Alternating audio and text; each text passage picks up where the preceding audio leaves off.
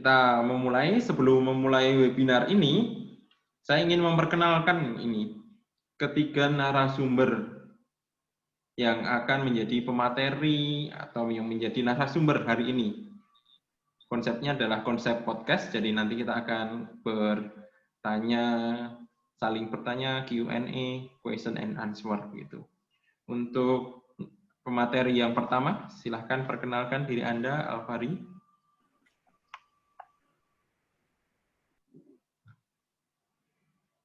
Ini sedikit. Ya, baik. Terima kasih atas kesempatan yang diberikan kepada saya. Perkenalkan, nama saya Alfari Lino, alumni IAKN Toraja tahun 2020. Kemarin saya mengambil judul Hukum Adat dan Hukum Gereja. Dengan subjudul mendialogkan hukum adat dan hukum gereja sebagai sistem norma yang saling melengkapi dalam menertibkan masyarakat di Jemaat Butusirin Klasis Buah Kayu. Terima kasih. Ya. Narasumber kita yang pertama adalah Alfari Lino ya. Kajiannya adalah tentang hukum gereja dan hukum adat. Jelas bahwa ini basic dari disiplin ilmu teologi kontekstual. Silahkan buat rekan-rekan yang nanti tertarik pada penelitian ini, banyak-banyak nih tanya sama dia. Nah, dia sudah membuktikan diri, sudah selesai nih skripsinya. Dan untuk narasumber yang kedua, saya persilahkan Sri Yuni. Shalom, selamat sore. Ya, terima kasih. Perkenalkan, nama saya Sri Yuni. Saya alumni 2020 Institut Agama Kristen Negeri Toraja. Kemarin judul penelitian saya tentang Cinta Menurut Kitab Kidung Agung, suatu studi hermeneutik tentang makna cinta menurut Kidung Agung 7 ayat 6 sampai 8 ayat 4 untuk merekonstruksi pemahaman jemaat di Gereja Toraja Bukit Arah Selatan. Oke, hermeneutik ya, berarti ini berarti kajian tentang biblika. Pakai bahasa aslinya berarti ya, Sri Yuni? Iya, Pak. Iya, jadi ada bahasa Ibrani. Rekan-rekan yang tertarik dengan teologi biblika, menafsir Alkitab, dan mencari makna sesungguhnya dari suatu pasal atau perikop, ayo nanti banyak tanya-tanya ke Sri Yuni. Kajian cinta ya. Kita bisa ngomongin tentang eros, agape, storge, philia, atau yang lainnya. Tanya saja nanti sama Sri Yuni, dia yang kan lebih mengerti. Kemudian yang ketiga, semoga sinyalnya baik. Grace Intani, silahkan. Ya, terima kasih untuk kesempatan yang diberikan kepada saya. Mohon maaf sebelumnya, sinyal di sini tidak terlalu mendukung. Jadi kadang putus-putus. Ya, penelitian saya kemarin saya mengambil judul model resolusi konflik dalam mewujudkan keharmonisan, studi fenomena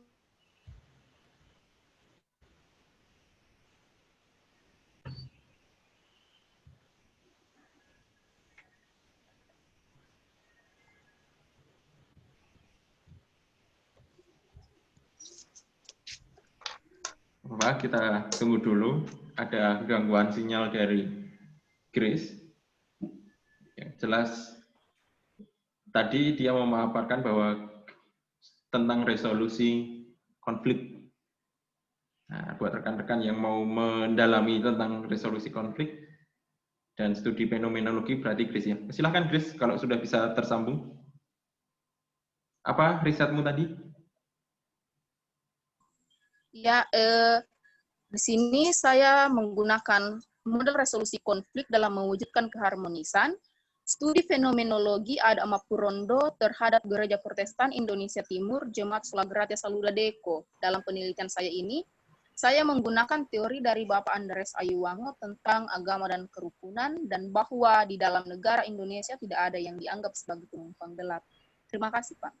Oke, mantap sekali bahwa Grace mendasari pokok disiplin ilmunya adalah dalam teologi agama-agama, tapi dia meminjam banyak teori resolusi konflik, itu menarik.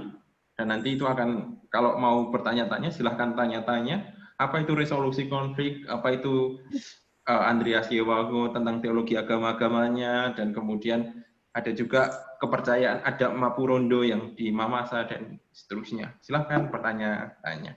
Oke, kita akan memulai ini biar rekan-rekan istilahnya semakin tahu tentang judul-judul ini. Saya mau tanya nih kepada ketiga narasumber dengan pertanyaan yang sama.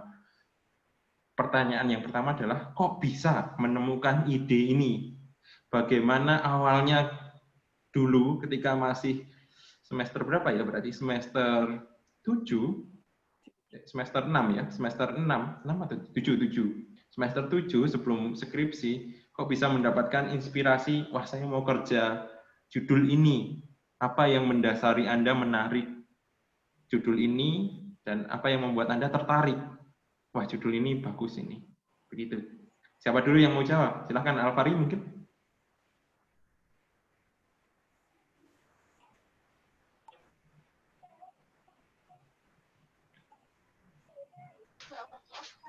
Ya baik, terima kasih Pak. Yang mendasari saya tertarik mengangkat penelitian ini adalah sebagai mahasiswa teologi yang hidup di tengah-tengah dua konteks, yakni adat dan Injil, yang kadang keduanya ini saling berbenturan, saling bertolak belakang, di mana tradisi adat itu kadang bertentangan dengan ajaran iman Kristen. Misalnya, dalam hal ini, praktik di Papatunubai. Dalam kepercayaan dulu, menganggap bahwa darah babi atau darah hewan itu merupakan penebusan. Itu yang akan menebus dari kesalahan atau dosa yang telah dilakukan. Namun di dalam kekristenan hal itu sangat bertentangan. Di dalam kekristenan mengajarkan bahwa satu-satunya yang menebus dosa dan kesalahan manusia adalah Yesus Kristus. Jadi di sini terdapat hal yang sangat bertentangan, sehingga itu membuat saya tertarik untuk meneliti hal ini. Bagaimana agar hukum adat dan hukum gereja ini yang awalnya dianggap sangat bertentangan, itu bisa menjadi satu hal yang dapat saling melengkapi dan dapat saling menerima satu dengan yang lain. Hal ini juga telah dikaji oleh Bapak dosen kita di kampus YKN Toraja, Bapak Franz, dan juga salah seorang senior juga mengkaji tentang didosa. Namun saya mencoba mencari kebaruannya, yang kemudian saya fokus di segi ketertiban masyarakatnya, bagaimana hukum adat dan hukum gereja ini dapat saling melengkapi dalam menertibkan kehidupan masyarakat.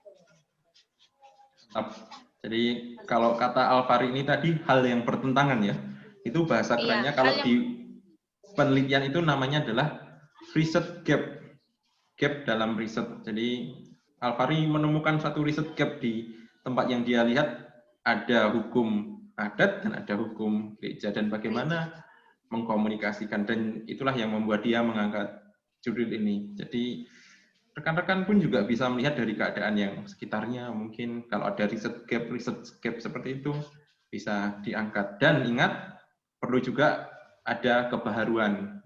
Ada kata kunci yang bagus tadi, riset gap dan kebaharuan. Oke, kita lanjut yang narasumber yang kedua, Sri Yuni. Bagaimana tentangmu? Kenapa kok tertarik mengangkat judul tentang cinta ya? Asal nggak bucin saja nih. Ya, terima kasih. Jadi, kenapa tertarik mengangkat judul penelitian ini? Yang pertama, karena Kidung Agungnya dulu ya. Kidung Agung itu jarang sekali dikotbahkan. Nah, dari sudah cukup lama sih, saya penasaran kenapa sih Kidung Agung itu jarang banget dikotbahkan di gereja atau bahkan di pertemuan-pertemuan ibadahnya. Akhirnya,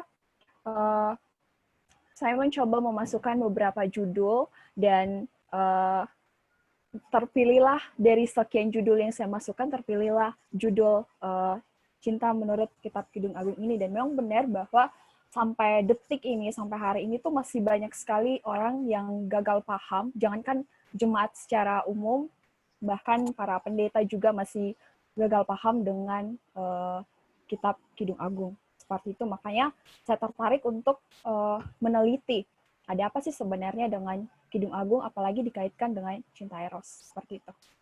Ya, mantap sekali. bahkan nggak hanya pendeta, nggak hanya orang, mungkin dosen pun juga mau tanyakan ya, Sri Yuni, kenapa kok Kidung Agung ini vulgar banget ya? Itu ada yang seperti buah anggur dan seterusnya. Ini Alkitab atau apa sih? Dan bahkan orang di luar sana sering menyerang dari Alkitab. Ini kok Alkitab kok ada yang vulgar, ada yang mesum seperti ini.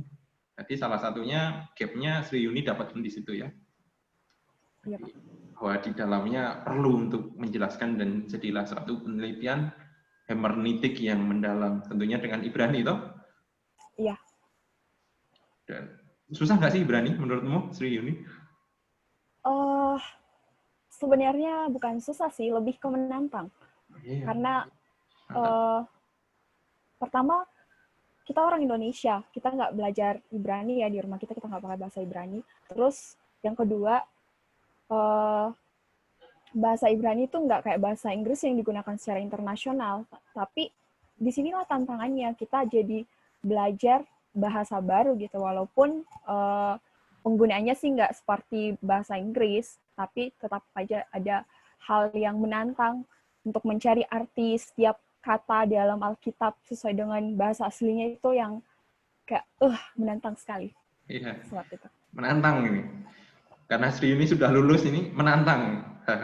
Nah, teman-teman yang lain juga jangan sampai takut untuk mengambil penelitian-penelitian yang pakai Biblika seperti bahasa Yunani, bahasa Ibrani, bahkan kalau perlu disandingkan lagi pada bahasa Latin yang pakai apa itu namanya targum apa ya, bisa dibandingkan juga dengan itu, tapi bahasa aslinya tetap Ibrani dan Yunani. Kalau ini tantangan, challenge ya ayo, jangan takut sih. Banyak kok tools yang akan membantu kalian. Selanjutnya, Grace. Apa ini, Grace? Resolusi konflik, fenomenologi lagi. Gimana? Silahkan ceritakan, Grace. Pertama-tama alasan mendasar saya tertarik pada penelitian ini karena objek yang saya teliti itu tinggal dalam satu daerah yang sama dan mereka masih memiliki hubungan darah yang cukup dekat. Selain itu, yang menjadi alasan utama saya juga karena selama ini yang saya lihat di buku-buku atau di media-media, memang banyak yang membahas tentang diskriminasi, tapi itu lebih banyak diskriminasi yang masuk ke dalam gereja. Sedangkan di sini seakan-akan gereja tidak sadar bahwa gereja juga ini sering mendiskriminasi. Nah, dalam penelitian saya ini, saya meneliti tentang diskriminasi yang diberikan dari gereja kepada penganut kepercayaan lain. Dalam tulisan saya itu penganut adat Amapurondo. Dan di sini juga alasan mendasar saya untuk melakukan penelitian ini agar memberi kesadaran kepada gereja bahwa kita sebagai gereja itu sebenarnya masih memiliki penghayatan yang sangat minim tentang tanggung jawab beriman, yang bukan hanya untuk dalam tulisan saya yaitu GPIT di Saluda Deko, tapi juga minimnya kesadaran tanggung jawab iman untuk semua orang. Itu alasan mendasar saya melakukan penelitian ini. Iya, dan memakai model tadi ya, resolusi konflik ya, untuk menyelesaikan masalah yang dicari Grace. Jadi Grace ini di daerah asalnya dia mendapatkan gap penelitian bahwa ada relasi yang kurang harmonis seperti itu.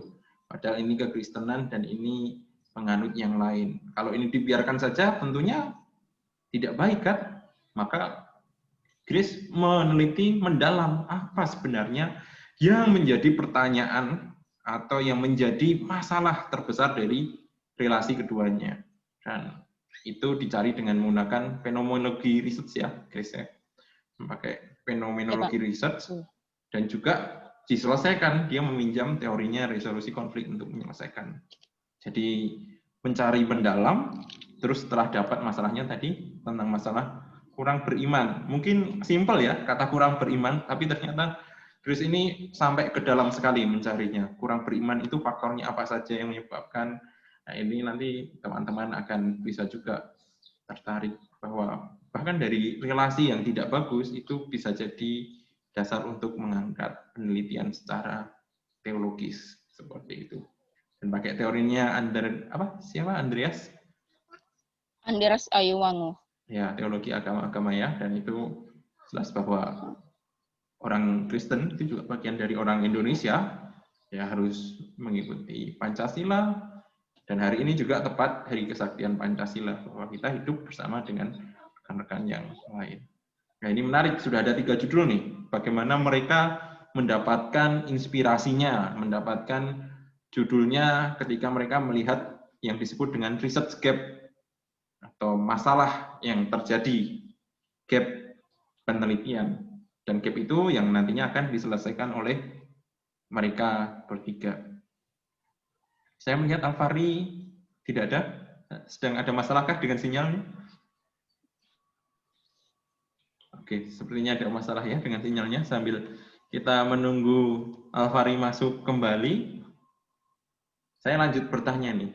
Ini kan tadi ada teologi kontekstual, Sri Yuni, Alfari teologi kontekstual, Sri Yuni biblika, Grace mengenai resolusi konflik, atau kita bisa katakan juga disiplin ilmunya adalah teologi agama-agama. Kita ke Sri Yuni dulu. Dalam meneliti ini, membuat penelitian ini, Sri Yuni pakai buku apa saja nih? Dan teori-teori apa saja yang dipakai?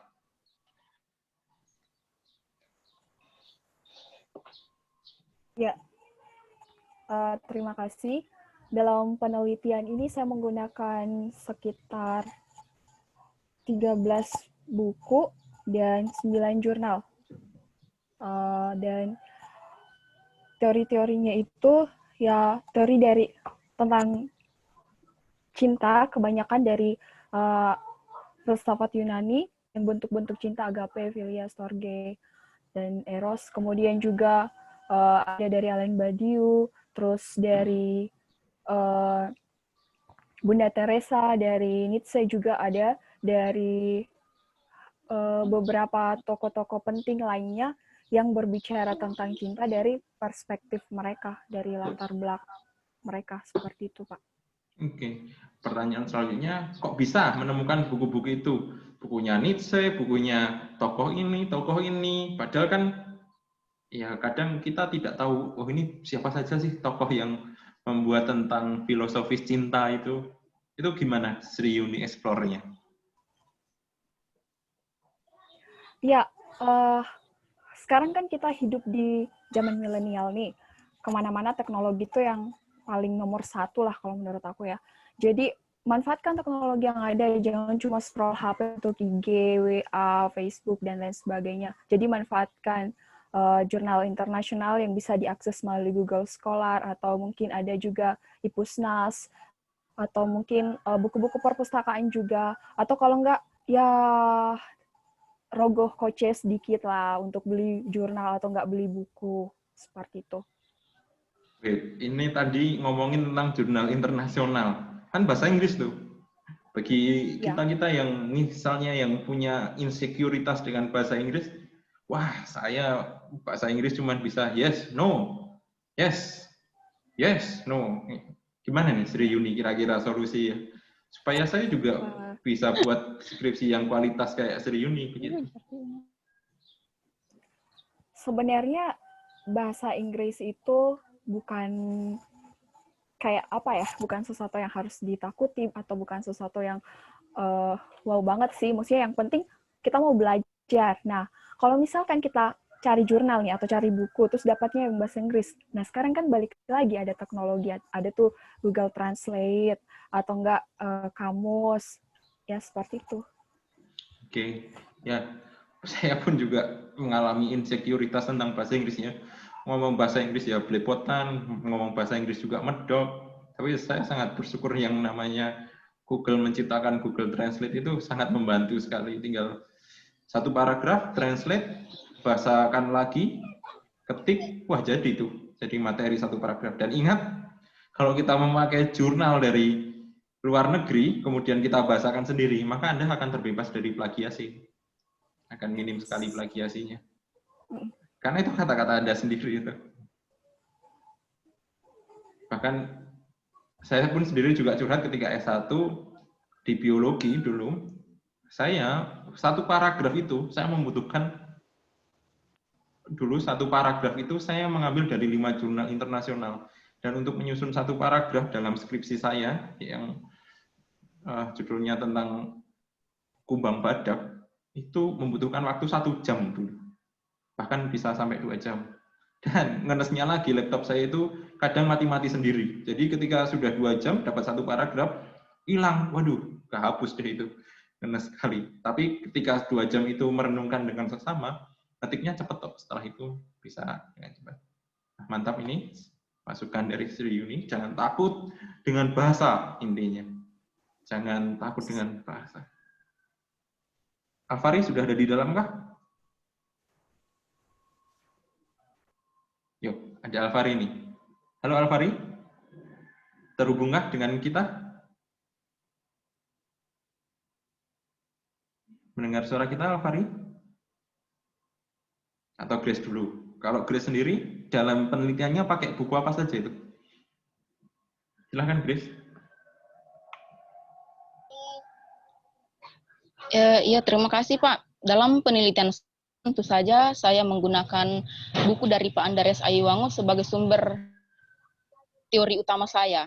Selain itu, untuk mencari hal-hal yang mendukung pendapat dari Bapak Andreas Aiwango, saya menggunakan sekitar jumlah keseluruhan sekitar ada 20 buku referensi bersama dengan jurnal. Di dalam itu di antaranya saya memakai jurnal dari Gretz Junaidi, Kehadiran Gereja dalam Kemajemukan Indonesia, juga Ambiro Puji, Mariana Harmadi, Vincent Calvin Veno, dan beberapa buku lainnya. Dalam penelitian, alasan saya mengambil buku dari Andreas Aiwango sebagai sumber teori utama itu, karena dalam bukunya ini menurut saya sudah merangkum 2 hal yang saya cari dalam penelitian saya, yaitu kerukunan sebagai tanggung jawab bergereja dan juga kerukunan sebagai tanggung jawab bernegara. Itu alasan saya menggunakan teori ini, dan di samping buku dan jurnal lainnya yang dapat menguatkan teori yang saya gunakan. Selain itu juga saya menggunakan teori resolusi konflik. Saya meminjam kutipan Hamidah Tifal Elyasenda, yang Hamidah sendiri ini mengutip dari 3 penulis, yaitu Ivan Konopke dan Matheson. Jadi saya meminjam tulisan dari Hamidah ini untuk saya gunakan juga dalam tulisan saya. Terima kasih, Pak. Pertanyaannya, selain sumber buku utama itu, sama seperti si Yuni, Grace bisa mengeksplor buku-buku teori-teori itu gimana sih caranya? Mendapatkan ya teori-teori itu. Iya. Sebenarnya ini cukup sulit bagi saya secara pribadi, Pak. Terlebih karena alasan semua mahasiswa virus corona. Jadi sangat terbatas untuk keluar, apalagi untuk ke toko buku saja mencari buku itu sangat sulit untuk dilakukan. Tapi itu tidak menjadi penghalang bagi saya secara pribadi untuk melakukan penulisan ini. Di HP saya itu dan juga di laptop saya penuh dengan aplikasi. Ada beberapa aplikasi perpustakaan yang saya download, lalu itu yang saya pakai untuk menyusun skripsi saya. Beruntung karena buku di aplikasi perpustakaan itu bisa dipinjam dan dibaca secara offline selama 3 hari. Nah, itu saya gunakan untuk penyusunan skripsi saya. Dari saya menulis proposal sampai menulis skripsi, itu yang saya gunakan. Selain itu, saya juga bisa mencari jurnal di Google Cendekiawan. Ya. Itu cara saya, Pak. Ya, Google Cendekiawan itu penting ya. Google Cendekia atau apa namanya, Google Scholar bahasa Inggrisnya. Kalian cari jurnal banyak di situ. Iya, Pak. Bahkan kalau kalian setipe dengan penelitian yang pernah saya buat, kalian mengutip penelitian saya itu sangat baiklah buat kami para dosen. Dan itu sangat dihimbau untuk bisa mengutip tulisan-tulisan dari para dosen begitu. Nih, Alfari sudah bergabung dengan kita. Alfari, bukunya apa saja nih? Terus gimana kok bisa mendapatkan teori-teori atau buku-buku itu? Silahkan, Alfari. Minta maaf sebelumnya Pak, jaringan saya bermasalah. Bisa diulang pertanyaannya Pak? Dalam penelitiannya Alfari, buku-buku apa saja yang dipakai untuk membuat itu hukum gereja versus hukum adat? Itu memakai buku-buku apa atau teori-teori siapa saja supaya masalah atau research gap-nya terjawab? Iya. Di sini saya menggunakan beberapa referensi dari Alkitab, kamus, jurnal, buku-buku, dan juga internet. Di antaranya misalnya buku Garis-Garis Besar Hukum Gereja, itu karya Abineno. Di situ saya mengambil poin tentang pengertian hukum gereja. Kemudian buku Richard Niebuhr tentang Kristus dan kebudayaan. Di situ saya mengambil poin tentang sikap Kristen terhadap kebudayaan yang juga sudah dikutip oleh Bapak Theodorus Kobong dalam bukunya Aluk Adat dan Kebudayaan. Dan saya lebih mengambil di buku Bapak Theodorus Kobong karena itu sudah ditulis dan dikaitkan dengan konteks Toraja. Jadi saya memilih mengambil itu, tapi saya juga kaitkan dengan buku aslinya. Kemudian buku model-model teologi kontekstual, bukunya karya Bivens, di situ saya mengambil poin tentang peran dialog dalam mempertemukan Injil dan kebudayaan. Kemudian buku Schreiner, Adat dan Injil, di situ saya mengambil poin tentang teori-teori yang dikemukakan oleh H.B. Siahaan dan Walhintong Hutagalung. Bukan lagi namanya. Di situ saya mengambil teori mereka yang mengatakan bahwa sebenarnya adat dan Injil itu adalah dua hal yang saling melengkapi.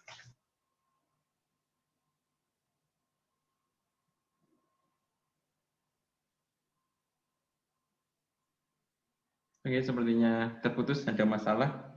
Jadi kalau melihat paparan dari Alfari tadi, kalau teman-teman yang mau mengambil disiplin ilmu ini, teologi kontekstual, itu tadi buku-bukunya, Stephen Bivan, kemudian Crash Cross Culture dari Richard Niebuhr, Kebudayaan Toraja pasti jelas bukunya milik Bapak Theodorus Kobong, dan untuk info ada buku-buku baru nih, karya dari Staken Toraja, itu juga tentang kebudayaan Toraja. Saya juga nulis di dalamnya, sederhana, tapi itu juga bisa nanti jadi acuan terbarukan untuk penelitian. Ya, silahkan Afari, dilanjutkan. Sudah bergabung? Sudah bergabungkah?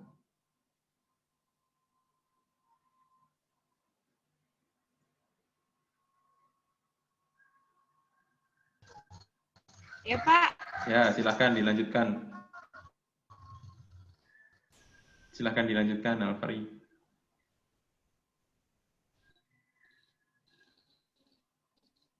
Yang buku referensi tadi Pak? Ya, benar.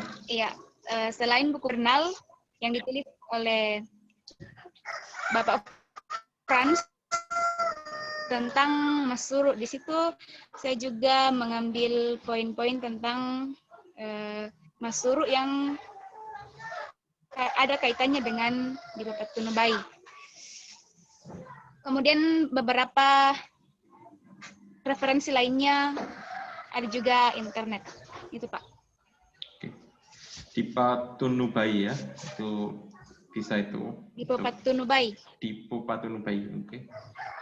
Saya selalu salah kalau mengucapkan itu.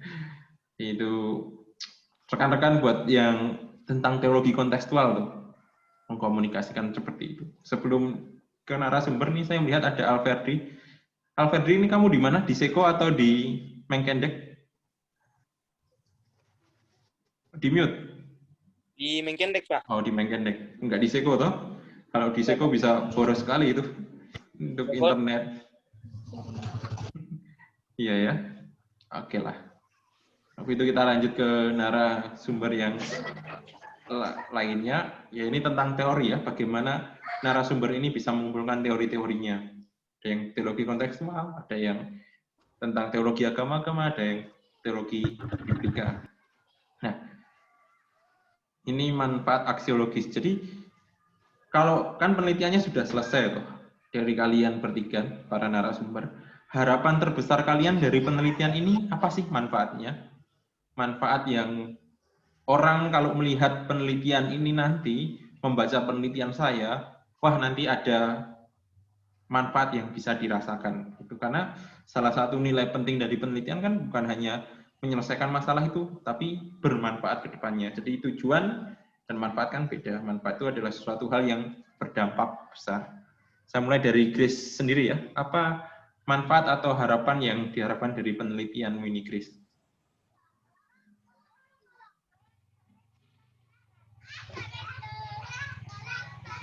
Silahkan, Grace.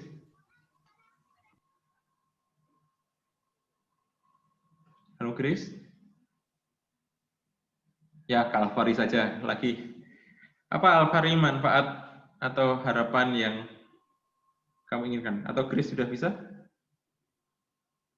Oh iya, silahkan Grace. Ya, bisa Pak, bisa.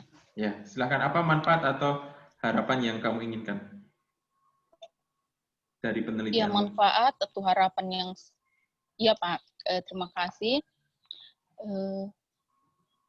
Dalam penelitian saya, harapan yang saya atau manfaat yang saya harapkan yaitu untuk menyadarkan tentang pentingnya keharmonisan sebagai wujud ketaatan kepada Allah. Jadi wujud ketaatan kepada Allah itu bukan hanya ditunjukkan dari ketaatan beribadah atau bahkan mungkin menghafal ayat-ayat Alkitab, tapi juga itu bisa ditunjukkan dalam kehidupan sehari-hari, terlebih khusus saat berjumpa dengan orang-orang yang berkeyakinan lain. Termasuk dalam tulisan saya itu tentang keharmonisan itu menghilangkan stereotipe bagi penganut kepercayaan lain.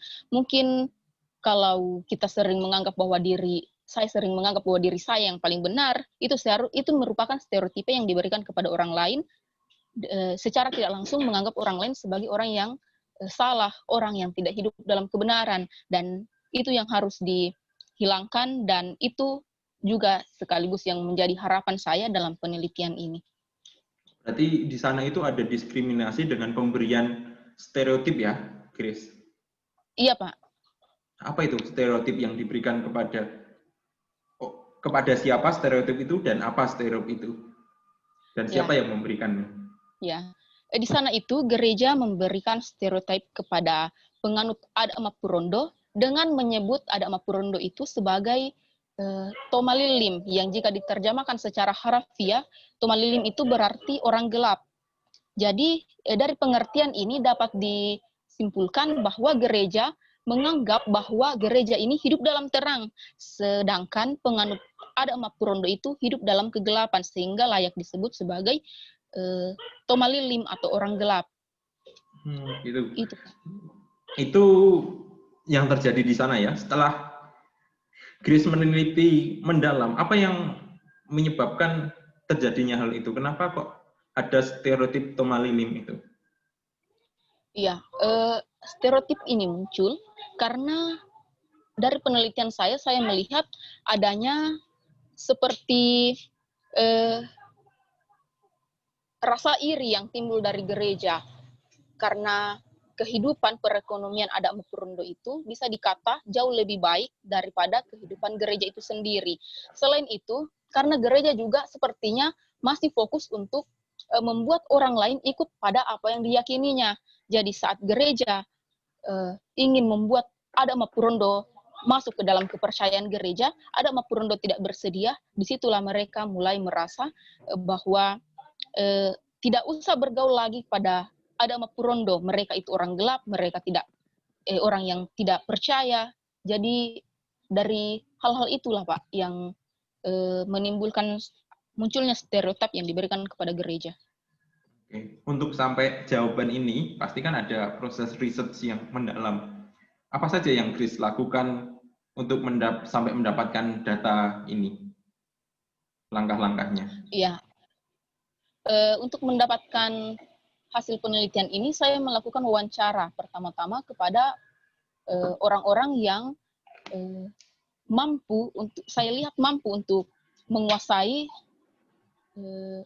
materi pertanyaan saya. Jadi dalam memilih narasumber itu, tidak serta-merta saya akan bertanya kepada si A, saya akan bertanya kepada si B, tidak seperti itu. Saya pertama-tama memilih orang yang memiliki pengetahuan yang cukup tentang apa yang akan saya teliti.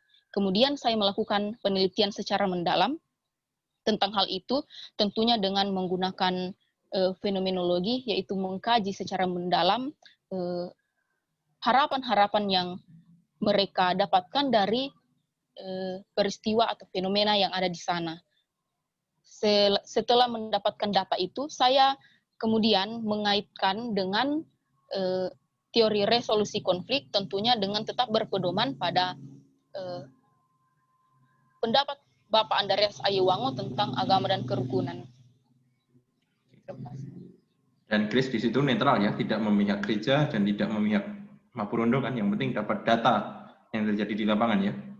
Iya, tentunya bersifat netral itu sesuatu yang sangat dibutuhkan Pak dalam melaksanakan penelitian. Hasil penelitian tidak akan maksimal jika si peneliti ini tidak bersifat netral, atau bisa dikata si peneliti ini mencari-cari kesalahan kepada apa yang ditelitinya, itu merupakan hal yang seharusnya tidak dilakukan dalam melaksanakan penelitian. Jadi data yang diangkat ini memang benar apa adanya, tidak punya sentimental apapun ya, kita sebagai seorang peneliti. Ya ini juga penting sekali, manfaat kita harus bersifat netral, bahwa peneliti lapangan tidak boleh punya keberpihakan pada satu pihak apapun. Jadi ini saya memberikan penjelasan yang diangkat oleh Grace ini adalah phenomenological research. Kalau teman-teman ada yang tahu istilahnya ethnography research, phenomenological research, description research, research description, dan seterusnya. Nah, kalau phenomenological ini, seperti yang dikatakan Grace, itu kepada perasaan atau harapan-harapan dari seseorang terhadap suatu fenomena. Kalau etnografi itu terhadap kebudayaan. Nah, itu bedanya. Ada lagi nanti penelitian-penelitian yang lain. Tindakan, penelitian sosial yang bersifat deskriptif, dan seterusnya. Tinggal mau pakai tool apa. Kalau beda toolnya ya harus beda seperti itu. Oke, Alvari, kalau Alvari sendiri manfaat yang ingin diharapkan Alvari apa? Ya, baik Pak. Dalam penelitian saya, dalam penulisan skripsi, yang menjadi manfaat itu diharapkan dapat bermanfaat bagi pengembangan ilmu teologi kontekstual dan teologi religionum. Kemudian manfaat metodologinya, hal ini dapat bermanfaat bagi pengguna metodologi kualitatif dengan pendekatan etnografi untuk meneliti berbagai macam budaya sehubungan dengan topik ini. Kemudian manfaat praktisnya, ini juga dapat menjadi bekal bagi peneliti sendiri, bagi pembaca, dan juga khususnya bagi para pelayan Tuhan. Jika nanti masuk dalam jemaat, tidak lagi melihat hukum adat dan hukum gereja sebagai dua hal yang bertentangan, namun keduanya adalah hal yang dapat saling menerima, saling melengkapi satu dengan yang lain. Oke, saling melengkapi ya. Jadi sampai kesimpulan saling melengkapi. Itu model saling melengkapinya bisa diceritakan apa maksudnya saling melengkapi itu? Saling melengkapi dalam hal ketertiban masyarakat, Pak. Karena kebanyakan di dalam masyarakat itu tidak terlalu mengindahkan hukum gereja. Banyak yang acuh tak acuh terhadap hukuman gereja, tetap saja melakukan kesalahan. Sehingga ketika dikenakan hukuman adat, hal itu membuat mereka jerah, bahkan lebih mengindahkan hukuman adat dibanding hukuman gereja. Karena itu, jika keduanya hadir, maka dapat dikatakan bahwa ketertiban dalam masyarakat itu tercipta. Tapi tentunya itu ada risiko dan ada batasannya dong. Apa risiko dan batasnya itu, Alfari? Dalam melengkapi itu kan ada hukum gereja dan ada hukum adat ya. Tentunya itu pasti ada risiko dan atau ada batasan-batasannya. Batasan-batasannya apa saja itu? Batasan-batasannya seperti apa? Supaya gereja tetap melakukan hukum gerejanya dan juga ini hukum adatnya juga tidak hilang kan? Diharapkan bagi para pelayan Tuhan itu tetap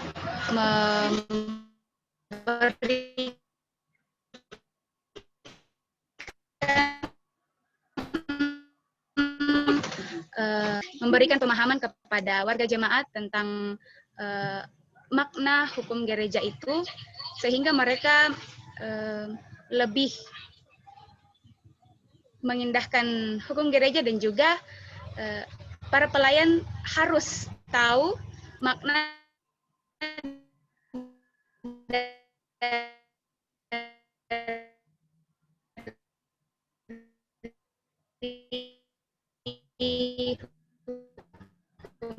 adat, sehingga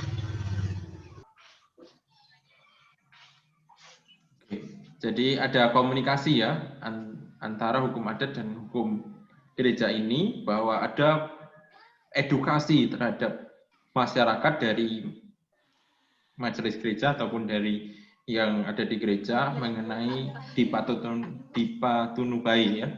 Dipatunubai, Pak. Dipatunubai, sehingga mendapatkan pengertian yang benar dan tidak bertentangan dengan gereja, tetapi pemaknaannya ya ini adalah sesuai dengan iman Kristen gitu ya. Iya, Pak. Tentu penerapan sanksi adat juga itu harus sesuai dengan ajaran iman Kristen. Oke. Jadi tidak murni sesuai dengan kepercayaan alukta ya. Ada meaning yang sudah di meaning dan caranya, arti dan cara yang sudah dikontekstualisasikan ke agama Kristen, begitu ya? Iya, Pak. Oke, jadi ini ada gap, dan gap itu diselesaikan dengan tidak membuang salah satunya. Ya, ada yang dibuang, tapi tidak semuanya, dan ada yang disempurnakan, begitu ya. Terakhir Sri Yuni nih, manfaatmu apa ini Sri Yuni? Membahas tentang cinta Kidung Agung. Apakah supaya setiap orang jadi bucin?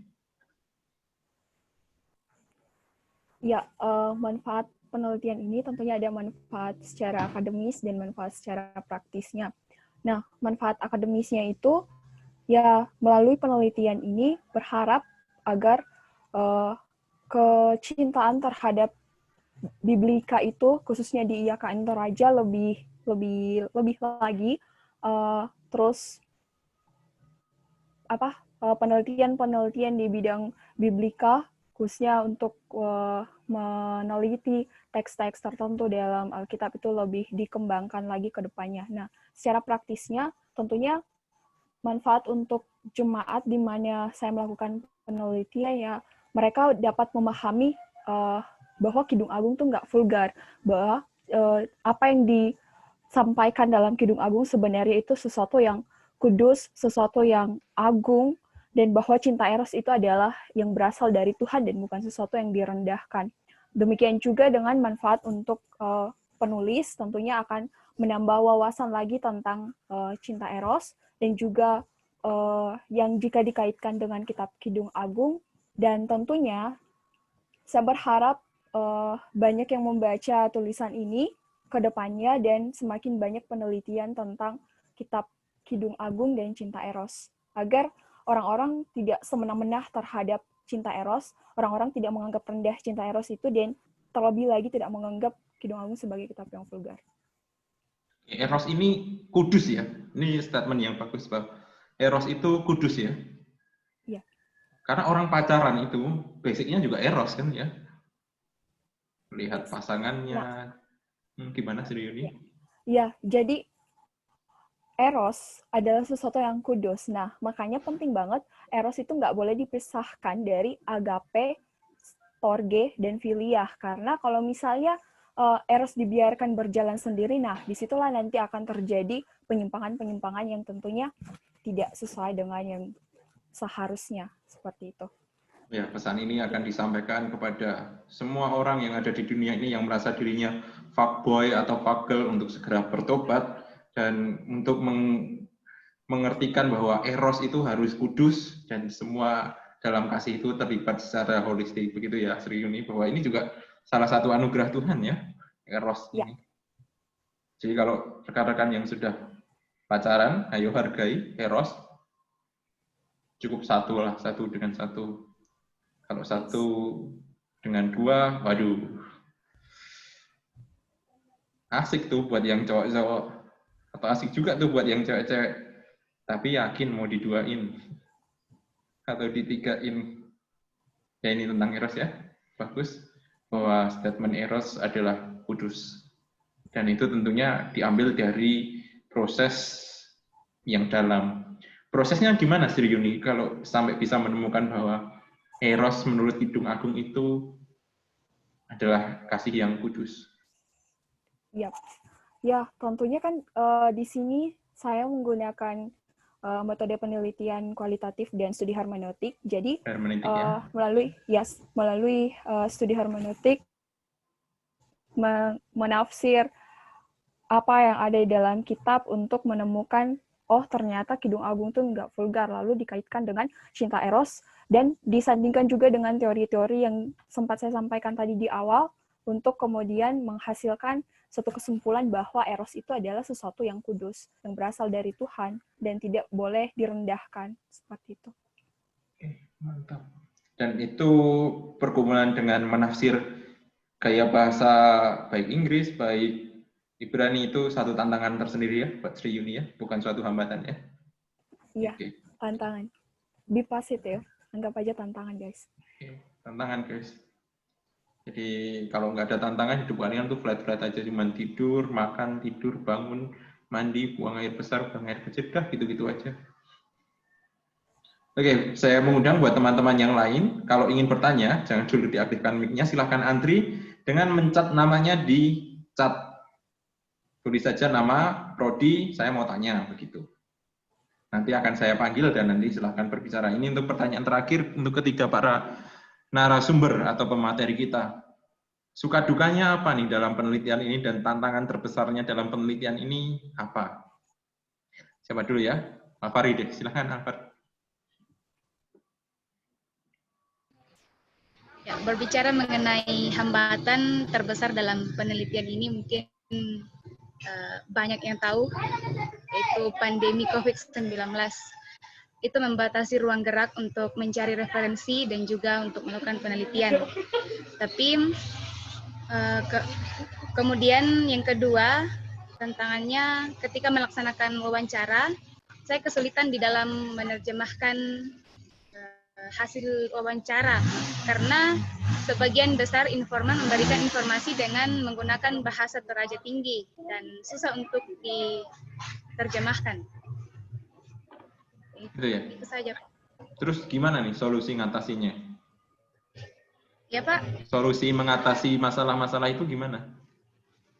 Ya, solusinya kebetulan saya juga melaksanakan penelitian di kampung sendiri dan puji Tuhan diterima dengan baik. Kemudian yang kedua, mencoba cari bantuan kepada yang lebih ahli dalam bahasa Toraja dalam menerjemahkan hasil wawancara itu. Dan dalam penelitian pun jangan pernah merasa malu untuk meminta bantuannya. Bahkan dalam penelitian itu butuh bantuan orang lain. Jangan kerjakan sendiri karena itu akan membuat pikiran stres. Membuat pikiran Kalau bingung stres. silakan konsul ke teman atau senior atau dosen. Benar sekali. Bahkan dalam proses di lapangan kalian pun itu berhak loh mengajak adik tingkat, teman, pacar atau siapapun itu diajak boleh saja. Kenapa?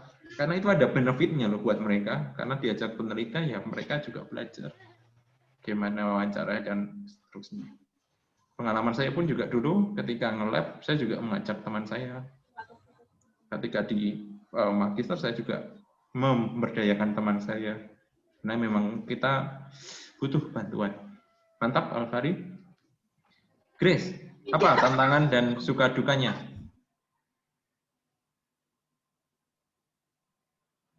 Silahkan, Grace. Ya, pertama-tama saya akan menjelaskan, memaparkan dulu tentang suka dari penelitian ini. Jadi dalam penelitian ini saya merasa bahwa pemahaman saya tentang sejarah bertambah banyak. Kalau sejauh ini, selama ini saya hanya duduk saja melihat, menonton. Sekarang saya juga sudah bisa turut merasakan dan menikmati apa yang dirasakan oleh orang-orang di luar sana, terlebih khusus dengan yang objek penelitian saya. Jadi pemahaman saya tentang sejarah, mulai dari terbentuknya orang di sana sampai perkembangannya hingga saat ini, itu sudah saya ketahui, sekalipun tentu saja tidak semuanya. Tantangan yang saya dapatkan dalam penelitian ini, seperti yang Saudari Alfari tadi sampaikan, tentu saja Corona. Ini sangat menghambat saya dalam melaksanakan penelitian. Untung saja karena jurusan mengambil inisiatif untuk memberikan waktu tambahan untuk melaksanakan penelitian. Jika tidak, mungkin saya tidak bisa sampai pada tahap penyelesaian studi saya untuk bisa ikut sidang skripsi. Karena dalam saat penelitian itu, suratnya sudah keluar, tapi saya harus menunggu sampai 3 minggu untuk bisa turun ke lapangan. Selain itu, tantangan terberat saya juga karena narasumber yang kurang terbuka. Jadi yang saya teliti itu bisa dikata sebagai sejarah yang disembunyikan. Jadi tidak sembarang untuk bisa diceritakan ke orang lain. Jadi saya di sini cukup merasa kebingungan bagaimana caranya supaya saya bisa mendapat data itu. Dan cara saya untuk mendapatkannya ya, saya mengganti pertanyaan dengan pertanyaan lain, tapi itu masih sekaitan dengan apa yang saya ingin tanyakan sebelumnya. Itu cara saya, Pak. Terima kasih.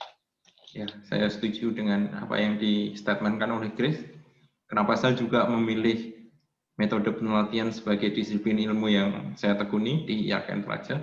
Karena penelitian ini semakin ditekuni, semakin menantang dan semakin mengasihkan, kayak petualangan gitu.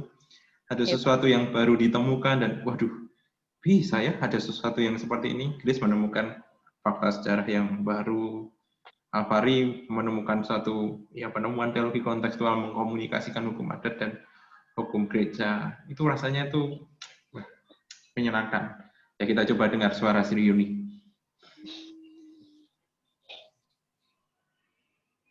Silakan Sri Yuni. Apa nih suka dan duka selama penelitian? Sukanya banyak, bertemu dengan orang-orang baru, dan itu sesuatu yang sangat menyenangkan sekali, berdiskusi dengan orang-orang yang baru, yang ternyata mereka juga paham banyak tentang Kidung Agung dan juga kayak semacam boleh dikatakan risau juga terhadap pemahaman secara umum zaman sekarang di mana Kidung Agung dianggap sebagai sesuatu yang vulgar dan sedang berjuang juga untuk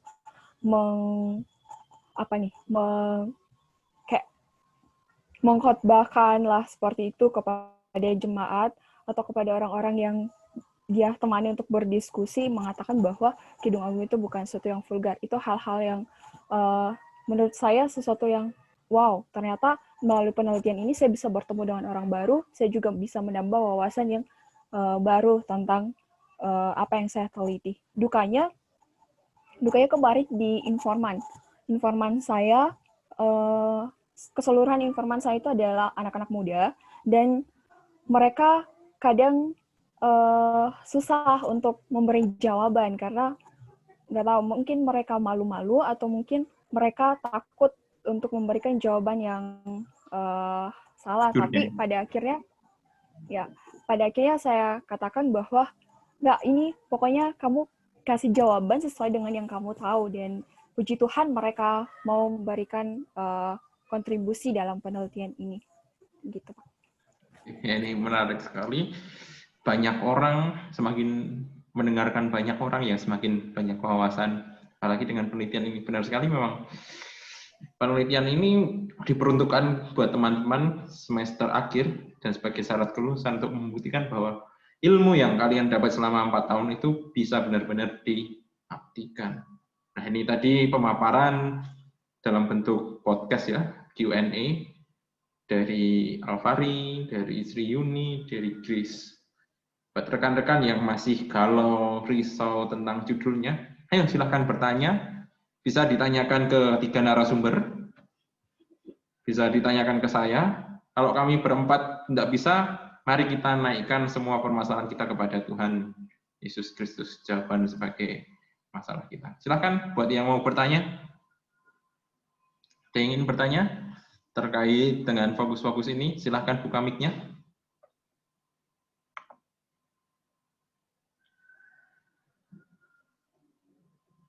Ada yang ada di chat. Oke, Alverdi, silahkan. Setelah Alverdi, Rek ya. Ya, terima kasih kesempatan yang diberikan kepada saya.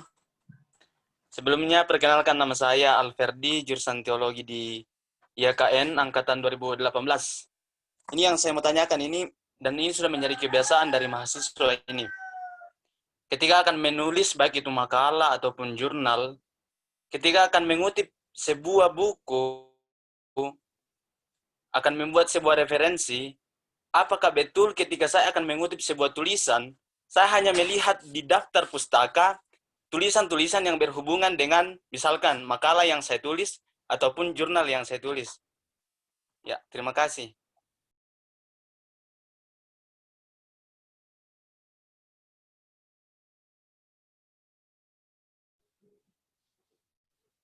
Maaf Pak, mic-nya Pak, mic-nya. Maaf. Sorry. Ya, terima kasih Alverdi. Tolong nanti narasumber dipersiapkan ya jawabannya. Nanti saya juga akan menambahkan jawaban dari saya. Intinya berbagi pengalaman saja untuk masalah ini. Apakah harus lihat dari daftar isi atau bagaimana sebaiknya? Oke, silahkan Rek. Pertanyaan yang kedua. Oke, terima kasih Pak atas kesempatannya.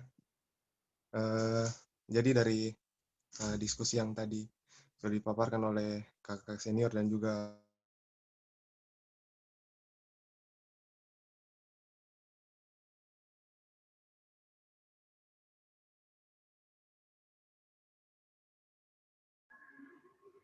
ada beberapa hal yang saya ingin, maksudnya yang tahu saya. Kan tadi kata tentang riset itu kesenjangan adanya sebuah yang ideal dalam pikiran kita ketika kita bertentangan begitu. Nah, kemudian katanya dikatakan, maksudnya ketika kita melakukan sebuah penelitian, kita harus netral. Nah, itu kita sudah memiliki sesuatu yang ideal ketika melihat riset gap itu atau kesenjangan itu. Maksudnya bukankah kita dimotivasikan oleh salah satu motivasi misalnya itu, maksudnya ada sesuatu yang ideal. Saya ingin juga sharing-sharing tentang rencana yang akan saya apa lagi namanya? Boleh Kak Pak? Silakan. Rencana proposal. Iya. Jadi silakan. Siapa tahu nanti ada masukan ini dari juga nanti mungkin saya tanyakan sama narasumber tentang dialog. Silakan Rek. Iya, kan tadi Kak Sri ini bahas tentang eros toh. Iya, eros biblika, dan terus tadi dibilang juga banyak ambil referensi dari para filsuf. Nah, itu yang menarik menurut saya. Kira-kira bagaimana caranya Kak Sri ini itu mendialogkan antara biblika, kan tadi hermeneutik itu sendiri, dengan pemikiran-pemikiran para filsuf itu sendiri. Itu. Terima kasih Pak. Kalau ada lagi nanti saya angkat tangan. Terima kasih. Buat teman-teman yang lain yang mau bertanya, silahkan tulis namanya di kolom chat ya, supaya nanti akan saya panggil. Pertanyaan Rek menarik, bagaimana kalau kita itu sudah punya idealisme, tapi di lapangan kita harus bersikap netral, padahal masalah itu benar-benar terjadi. Bagaimana mengatasinya? Ini untuk bertiga ya, yang penelitian lapangan. Terus juga yang pertanyaan terakhir dari Rek, Eros bagaimana mengkomunikasikan antara teori, pandangan para filsuf, dan Eros sendiri, bagaimana? Itu nanti ke Sri Yuni ya. Silahkan untuk para pemateri, narasumber kita menjawab pertanyaan dari Alferdi dulu. Siapa dulu yang mau menjawab? Alfari, silahkan.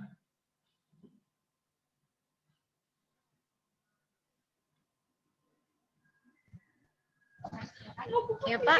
Ya, silahkan menjawab pertanyaan Alferdi.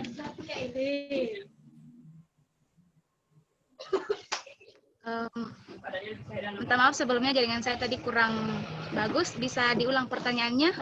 Ya, untuk Alferdi pertanyaannya adalah, kalau kita mau mencari teori atau mengutip dari buku, baiknya kita baca semua atau kita boleh lihat dari daftar isinya?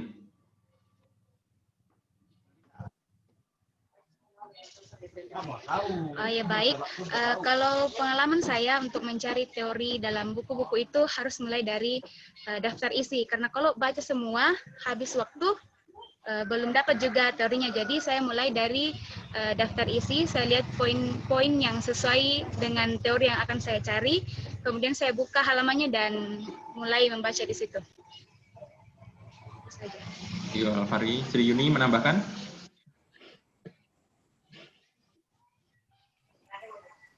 Sama kayak Alfari, jadi pertama tuh lihat daftar isinya dulu, habis itu dari daftar isi kan nemu halamannya, buka halaman itu. Karena kalau kita baca keseluruhannya habis waktu, nanti nggak ketemu dengan apa yang kita cari. Seperti itu. Okay. Thank you, Sri Yuni. Chris, nambahi? Tapi, oh ya, silakan Sri Yuni, tambahin dulu. Silakan. Jadi, tapi kalau misalkan kita mencari referensinya itu di Google, Google, itu kita kayak misalnya tinggal tulis saja kata kuncinya apa gitu, pasti akan keluar. Itu sih lebih mudah. Okay. Terima kasih. Ya, cocok. Silahkan Grace, nambahin. Ya, menambahkan dari teman-teman, kalau saya selain melihat langsung ke judul buku, lalu kemudian ke daftar isi, saya juga biasa melihat penjelasan-penjelasan yang ada di cover belakang buku. Di situ kan ada penjelasan singkat tentang isi buku. Selain itu, saya juga melihat di prakata. Di prakata itu, biasanya isi dari buku itu sudah dijabarkan beberapa poin pentingnya. Jadi, biasanya saya juga melihat di situ. Oke. Terima kasih. Saya sebagai host dan dosen metode penelitian menambahkan jawaban dari ketiganya. Saran saya memang begitu, dari daftar isinya dibaca langsung ditargetkan saja supaya hemat waktu. Tetapi ada tetapinya, Anda harus menguasai buku tersebut ngomongin apa. Jadi jangan asal comot. Jadi kasus beberapa mahasiswa yang saya uji, bukunya ini ngomongin apa, kemudian dia mencomot ini tentang apa, begitu. Jadi kadang dalam buku itu pun juga mensitasi dari buku yang lain. Jadi kalau buku ini misalnya ngomongin tentang teologi agama-agama, tapi Anda mengambil tentang teologi sistematika atau teologi biblika, tentunya rasanya kurang tepat. Jadi ketika mengambil di daftar isi, pastikan dulu buku ini ngomongin apa sih. Jangan sampai salah. Dan bagi saya yang seperti itu, saya harus silang semuanya. Pemaparannya. Jadi menurut saya tetap masukan dari Chris ini bagus, baca resensinya, ketahui buku ini ngomongin apa, terus lihat daftar isinya. Seperti itu. Demikian juga jurnal. Kalau jurnal pasti harus baca abstrak dulu. Ini ngomongin apa sih? Biasanya setelah abstrak dibaca, terus saya tuh kalau di komputer tinggal saja ketik kata kuncinya, Ctrl F, kata kuncinya, dia mulai ngomongin apa. Begitu Alferdi. Saya menambahi juga. Kemudian untuk jawaban pertanyaan dari Red, gimana sih peneliti harus netral di lapangan? Grace ini kan juga, contohnya mungkin Grace ya. Grace ini kan orang gereja.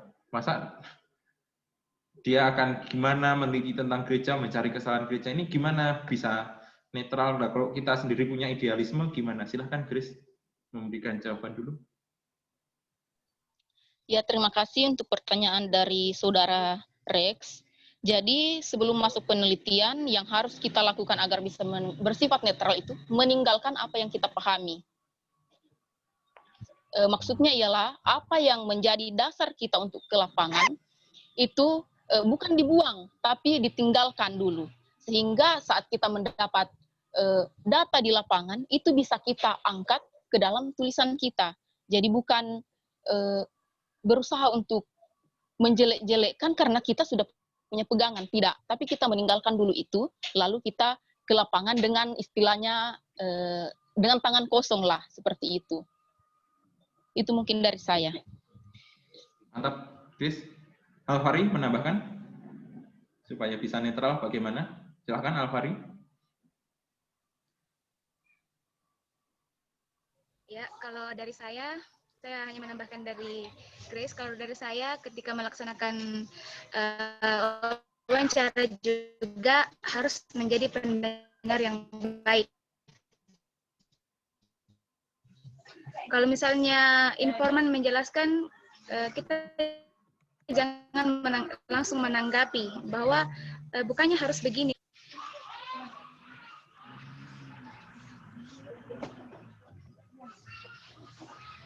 Jadi pendengar yang baik, ini menarik ya.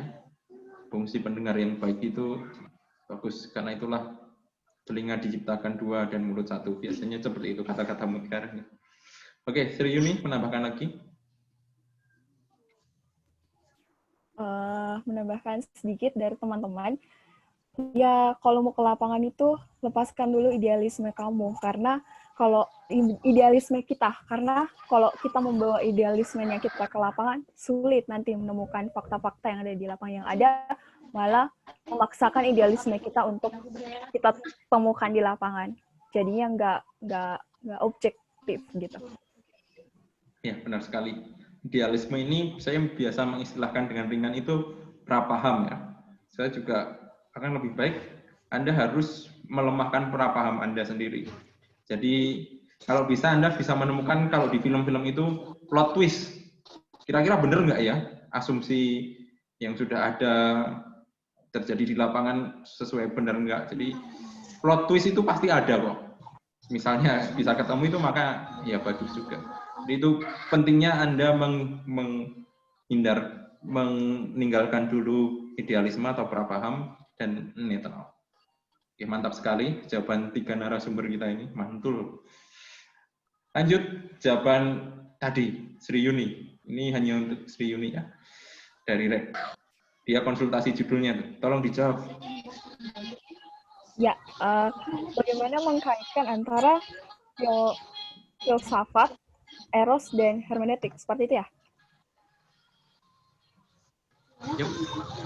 Kemarin beberapa sumber teori saya itu dari para filsuf, karena memang tidak dapat dipungkiri bahwa filsuf juga memberikan definisi-definisi mereka tentang cinta. Nah, bagaimana caranya mengkaitkan ini dengan kitab Kidung Agung dan juga Eros? Tentunya latar belakang mereka menyebutkan definisi mereka itu seperti apa, itu yang harus kita baca, harus kita cari tahu.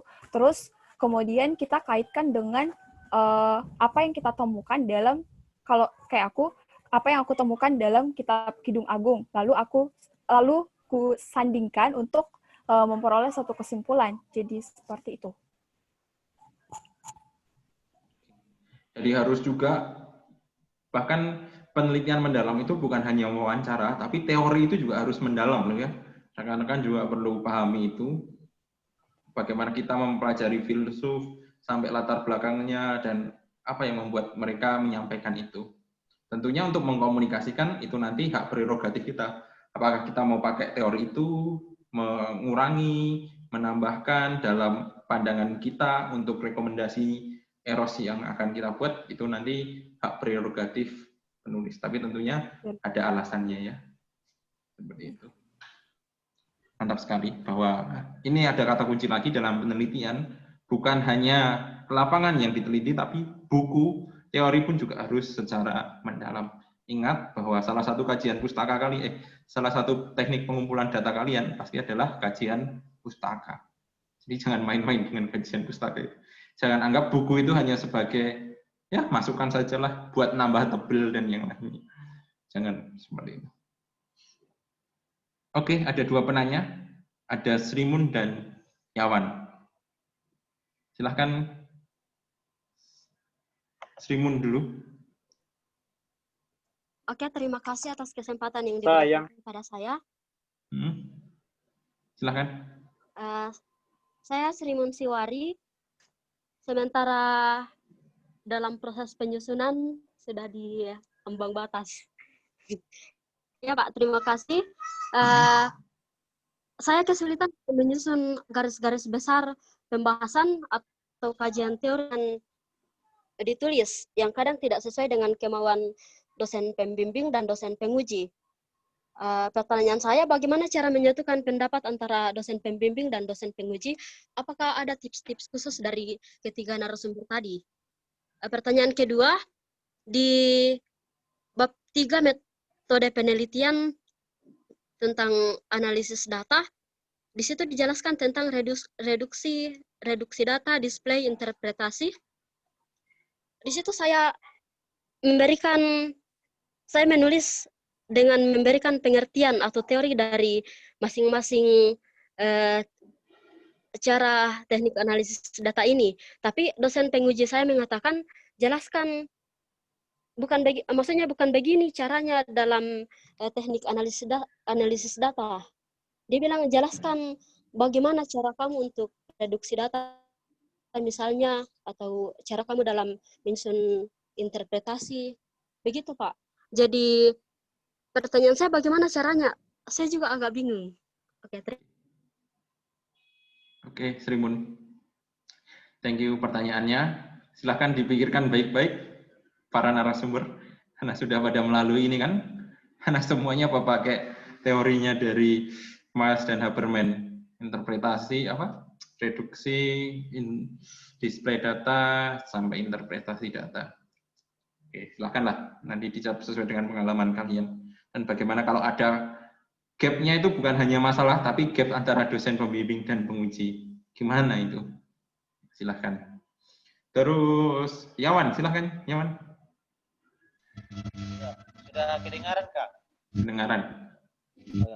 Terima kasih untuk kesempatannya. Tapi sebelum saya mengajukan pertanyaan, saya ke yang pembahasan tadi, yang Pak Sri Yuni tentang cinta-cinta itu. Sebelum saya bertanya, apakah dalam mengkaji tentang, kan saya lambat masuk, jadi saya tidak dengar dari awal, saya baru gabung, dalam membahas tentang cinta yang apakah memang keseluruhan kitab Kidung Agung atau hanya teks-teks tertentu atau mungkin pasal-pasal tertentu yang dijadikannya, kalau memang apakah memang hanya ada pasal tertentu atau keseluruhan kitab Kidung Agung dijadikan perbandingannya tentang cinta-cinta tadi itu yang terus. Oke, ada lagi, Yaman? Bagaimana dengan Pak Sri Yuni? Didengar juga? Dengar, jelas kok pasti. Jelas. Ya, kalau memang keseluruhan, saya mengajukan pertanyaan. Jadi kalau tidak ya kan mungkin yang sampai saya tidak sesuai dengan pembahasan. Atau langsung jawab saja, tidak apa-apa. Langsung jawab nih.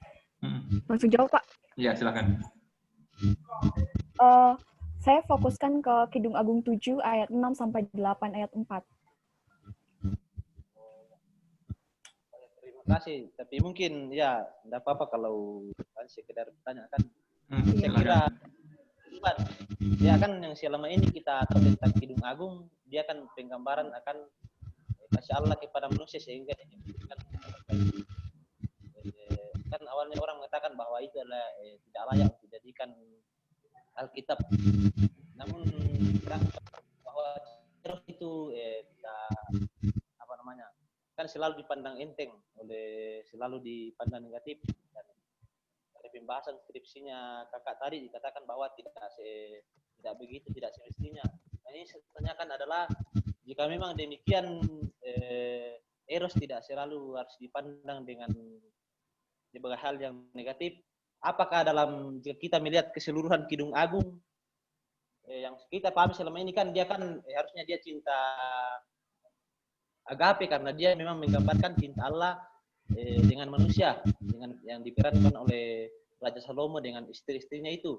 Jadi yang saya timbul dalam pikiran saya adalah jika dalam skripsinya kakak itu membela tentang ingin mengangkat harkat dari cinta eros ini, berarti apakah memang ada kemungkinan bahwa kitab Kidung Agung juga itu 50-50 atau 100% dia bisa kita golongkan ke dalam cinta eros atau keseluruhan hanya cinta agape. Hanya kalau kita lihat itu, karena kan dia kan selama ini yang kita pahami dia itu cinta agape karena dia penggambaran tentang kasih Allah kepada manusia. Namun dalam menggambarkan itu kan yang dimerankan adalah manusia. Jadi tentu agape dan eros itu ada keduaan. Jadi apakah kita dapat simpulkan bahwa dia 100% cinta eros atau 100% cinta agape, ataukah bisa 50-50? Ya mungkin itu. Nggak mau 25% 75? 70-30? Ini kayak Neko. Tergantung yang disimpulkan dari mau kasih persen. Mungkin bisa langsung dijawab saja deh dari Sri Yuni, karena ini untuk Sri Yuni ya.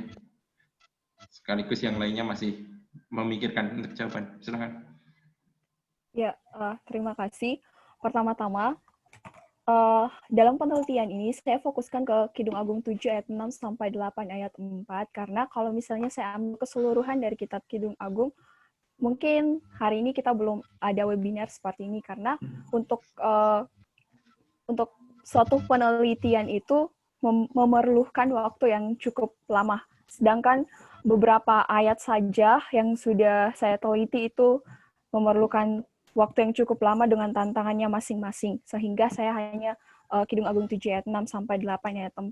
Nah, kalau berbicara tentang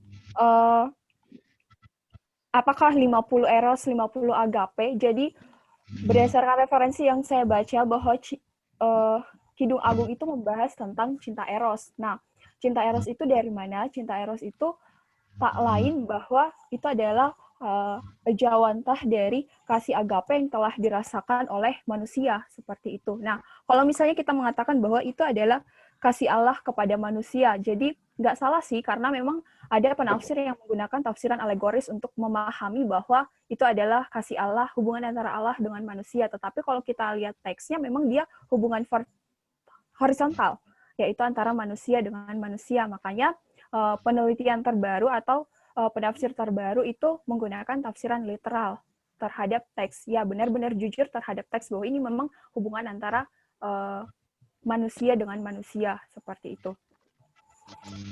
Bisa dimengerti? Ya, bisa ya, sudah. Ya, ngerti ya, Yawan? Jadi ada presuposisi dari Sri Yuni bahwa tafsiran alegorisnya Allah kepada manusia. Tapi kalau itu di teks pendalam secara jujur, maka itu adalah kasih yang horizontal, dan itu pun suci. Jadi kenapa pentingnya Alkitab itu ada kitab Kidung Agung di dalamnya. Saya kira itu penelitian yang sangat bermanfaat loh. Supaya nanti itu diarahkan ke yaitu anak-anak muda zaman sekarang ketika menghargai relasi pacaran, bahwa itu semua adalah hal yang kudus sebenarnya. Bukan hanya nafsu saja. Meskipun Ya, eros makanya, silakan Sri Yuni tambahi. Makanya cinta eros itu tidak bisa dipisahkan dari storge dan juga filia serta agape, seperti itu, seperti yang saya katakan tadi.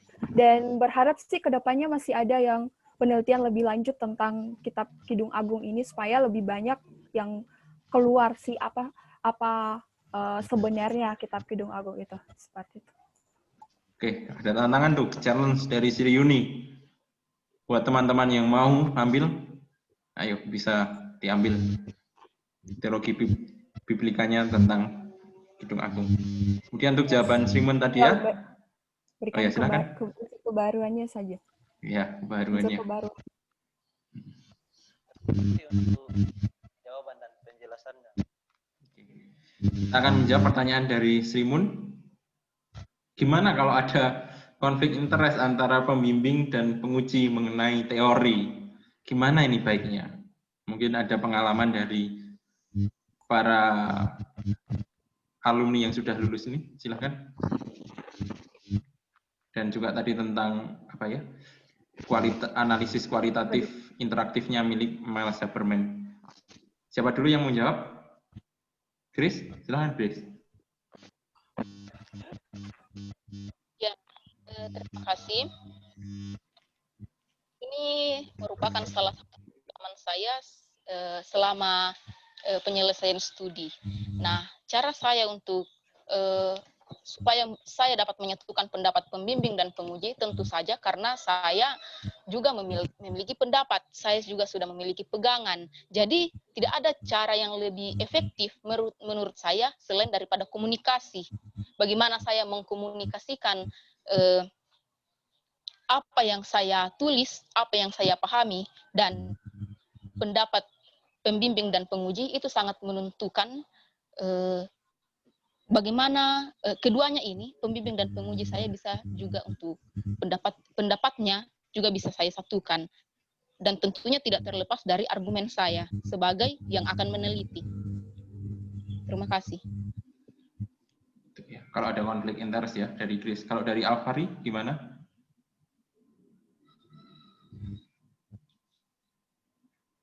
Alfari? Ya. Silakan. Kalau dari saya mungkin saya komunikasikan, pertama komunikasikan ke pembimbing 1, kemudian ke pembimbing 2. Ini juga mungkin saya agak hanya sedikit memberikan jawaban tentang ini karena pengalaman dalam proses bimbingan saya, pembimbing 1 itu dan pembimbing 2 itu tetap sejalan karena pembimbing 1 mengoreksi isi, sedangkan pembimbing 2 saya mengoreksi tentang penulisannya saja. Jika saya konsultasi ke pembimbing 2 tentang isinya, beliau mengatakan silakan pembimbing 1 karena itu alasan pembimbing 1 begini, alasan pembimbing 2 begini, dan alasan saya begini. Itu saja. Terima kasih. Oke, begitu dari Alfari. Sri Yuni, ada tambahan? Ya, tentang gap antara penguji dan pembimbing. Yang pertama, yang perlu kita tahu bahwa ini adalah penelitian kita, berarti kita yang bertanggung jawab sepenuhnya terhadap apa yang telah kita teliti. Nah, pembimbing itu hanya memberikan arahan-arahan, sementara penguji juga memberikan arahan-arahan, tapi kan kita lebih banyak ke pembimbingnya. Nah, pengalaman saya secara pribadi sih, saya tidak menemukan hal-hal seperti itu, gap antara penguji dan pembimbing, karena mereka cukup sepaham, karena sama-sama orang PL, jadi mereka tahu. Terus kalau misalkan teman-teman menghadapi hal seperti itu, ya balik lagi ke diri teman-teman sendiri, jangan sampai kita yang ini tulisan kita loh ya, bukan tulisan mereka. Cuman nanti kita yang harus bertanggungjawabkan, jangan sampai mereka yang mengambil alih gitu loh, seperti itu. Kalau dari saya sih. Saya juga memberikan saran buat rekan-rekan sebagai orang yang pernah dibimbing dan diuji. Dalam bimbingan saya tidak pernah juga mendapatkan ini. Nah, ini yang membutuhkan effort dan kerja keras adalah dari kita sendiri. Bagaimana kita menafsirkan kembali apa yang diminta dari pembimbing dan juga penguji. Penafsiran keduanya itu kita komunikasikan dalam tulisan kita. Tidak semuanya harus diakomodasi. Kalaupun tidak diakomodasi, boleh berargumen, tapi juga yang masuk akal. Kalau pembimbingnya atau pengujinya ngotot gimana, kita boleh kok berargumentasi. Asal itu masuk akal, pasti pembimbing dan penguji mengokekan. Saya rasa karena semuanya di sini berdasarkan objektivitas pembimbing dan penguji itu. Dan ya, kalaupun ada kasus terkhusus seperti itu yang berat jadi between conflict interest, gap interest yang seperti itu, ya kita mintalah kuasa dari Yang Maha Tinggi supaya Tuhan lembutkan hati dari pembimbing dan penguji. Jadi jangan dianggap remeh ya. Dalam penelitian itu kita tidak hanya bekerja dengan kuat kuasa kita sendiri, tapi butuh yang namanya pertolongan yang dari Maha Tinggi. Pertolongan Tuhan, makanya berdoa, membaca Alkitab setiap hari supaya kita juga beroleh mengerti hatinya Tuhan. Saya kira itu tambahan dari saya ya, teman-teman. Srimun, oh ya, terakhir pertanyaan dari Srimun tadi tentang analisis interaktif dari Miles dan Haberman. Kalau Alfari, Lino sama Grace pakai ini. Saya tidak tahu Pak Sriuni dalam hermeneutiknya pakai ini atau tidak. Kayaknya enggak pakai ya. Enggak pakai analisis ini ya, karena analisisnya kan analisis hermeneutik. Jadi pertanyaan ini hanya diberikan kepada Alfari dan Grace. Silahkan dijawab. Siapa dulu? Alfari dulu, silahkan.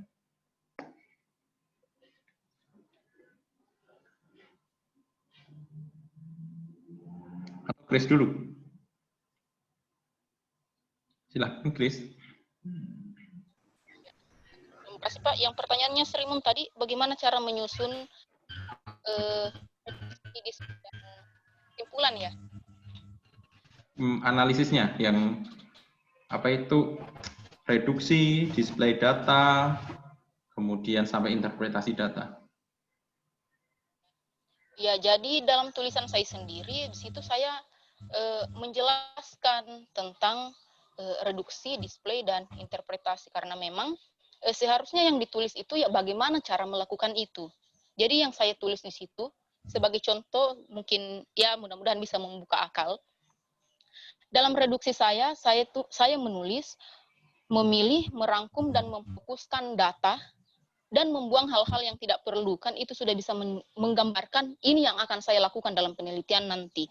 Kemudian data display, di situ saya menjelaskan display data itu menyajikan dan menyusun data berdasarkan hubungan antar kategori. Jadi saat saya mengajukan pertanyaan penelitian, pada saat saya sampai pada display data dalam penyajian data, saya akan menyusun kembali itu. Jadi tidak serta-merta pertanyaan nomor 1 itu yang saya jelaskan duluan, pertanyaan nomor 2 itu yang akan saya sajikan pada poin yang kedua, tidak. Karena dalam pertanyaan wawancara itu juga ada pertanyaan yang nomor 1 dijawab bla bla bla, kemudian bercabang lagi. Ya, jadi di situ perlunya kenapa harus ada display data. Dari interpretasi data itu,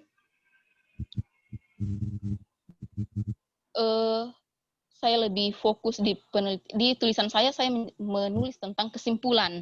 Jadi di situ kesimpulan itu merupakan hasil dari interpretasi data. Kesimpulan sendiri ini bisa didapatkan, bisa ditulis sejak awal penelitian itu dilakukan. Jadi di reduksi data sudah ada kesimpulan sementara.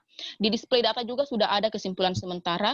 Lalu pada akhirnya di poin kesimpulan nanti semua kesimpulan sementara itu diinterpretasi kembali dan disitulah kita mendapatkan kesimpulan akhir penelitian. Mungkin itu dari saya. Silahkan ditambahkan. Ya, ini ranahnya dosen pembimbing ya. Tapi sebagai dosen metode saya akan menambahkan statement dari Grace. Srimun sudah mendapatkan metode penelitian? Halo, Srimun mendengar suara saya?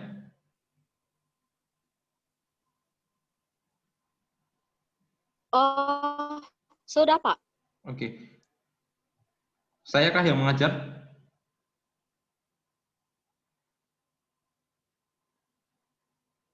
Yang mengajar apakah saya? Harus Srimun? Bukan. Oh, bukan. Oke. Ya udah, enggak usah disebut. Oke, izinkan saya menjelaskan. Ya, izinkan saya menjelaskan ya. Buat rekan-rekan semua di sini. Rekan-rekan yang terbiasa dengan bukunya Miles Haberman yang reduksi data, display data, dan kemudian conclusion data, itu disebut dengan analisis interaktif Miles dan Haberman. Dan ini buku terbarunya tahun 2014. Nah, sekarang reduksi data itu bukan disebut lagi dengan reduksi data. Istilahnya diganti dengan data condensation, atau dalam bahasa Indonesianya kondensasi data. 2 tetap data display, dan yang ketiga penarikan kesimpulan atau penarikan interpretasi. Terus gimana mengaplikasikannya dalam penelitian dalam pelaporan di bab 4? Nah, dalam pelaporan bab 4 itu ada hasil dan juga ada pembahasan atau juga rekomendasi atau juga refleksi. Terserah kalian nanti pakai kata-katanya apa atau juga analisis. Nah, dalam hasil penelitian berarti kan kalau kalian penelitian lapangan, berarti kalian harus menyertakan apa yang dihasilkan dalam lapangan. Maka kondensasi data atau reduksi data itu adalah bagaimana Srimun mengkategorikan indikatornya. Jadi misalnya dari beberapa pertanyaan itu, ini kategorinya tentang apa sih? Misalnya 1, pemahaman warga masyarakat tentang resolusi konflik 1 misalnya. Nah, ini sudah masuk dalam reduksi data. Kemudian baru setelah paragraf berikutnya adalah display data. Display data tentunya wawancaranya kan juga lebih dari 1 dan juga mendalam. Contoh, Grace 1 orang itu nanti pertanyaannya bisa cabang kemana-mana. Nah, di situ kamu mendisplay datanya. Ditulis saja. Misalnya dari wawancara 1, footnote 1, wawancara dengan siapa, datanya apa saja. Footnote 2, wawancara dengan siapa. Nah, ini bagian display data. Tentunya ketika data sudah display semua, pembaca ingin ini ngomongin apa sih sebenarnya, maka yang terakhir adalah interpretation data atau kamu menyimpulkan bahwa keadaan sebenarnya di lapangan tentang resolusi konflik adalah ini. Dan itu disebut dengan thesis statement atau thesis statement dari setiap analisis. Jadi pasti ada kondensasi data, ada display data, dan yang terakhir ada penarikan kesimpulan. Nah, penarikan kesimpulan, interpretasi itu harus sebuah statement yang kuat. Bisa kesimpulan contohnya seperti ini. Berdasarkan dari data-data tersebut, maka dapat dikatakan bahwa pemahaman mengenai resolusi konflik adalah kurang kuat. Hal ini dikarenakan pandangan-pandangan lawannya, dikarenakan beberapa dari antara mereka tidak mengerti tentang apa itu resolusi konflik, didukung dengan pendidikan dari warga sekitar yang juga belum memadai. Meskipun, kata meskipun, ini berarti keadaan yang berbalik ya, meskipun di sana ada keadaan yang seperti apa, bisa dijelaskan. Nah, itu statement yang sangat kuat sebenarnya.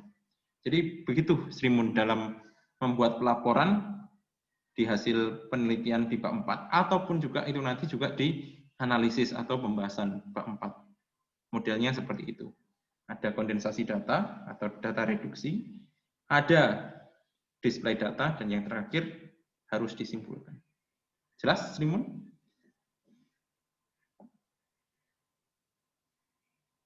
Jelas ya, Srimun? Siwari? Oke, saya kira jelas. Alvari mau menambahkan tentang ini interpretasi data dan yang lainnya? Reduksi data?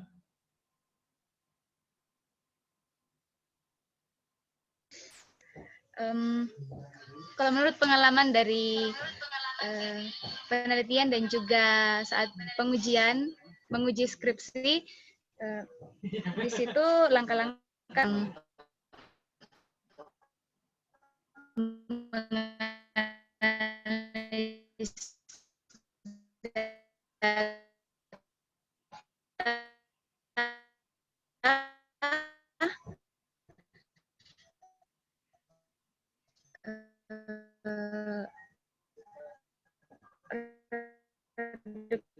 reduksi, display, dan interpretasi. Yang pertama reduksi.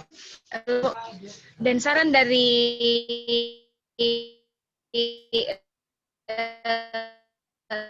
saat melaksanakan ujian skripsi.